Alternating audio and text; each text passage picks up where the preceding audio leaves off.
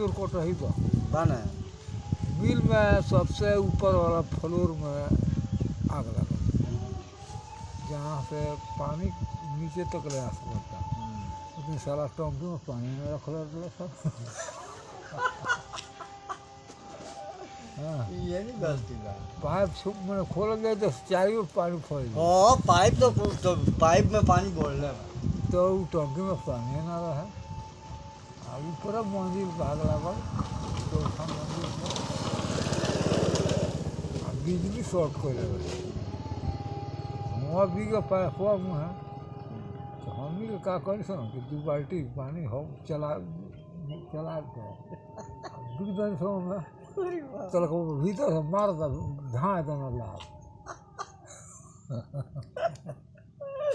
उधर पानी का सुना खिसा में अब 4 मंजिल पर धइले बा।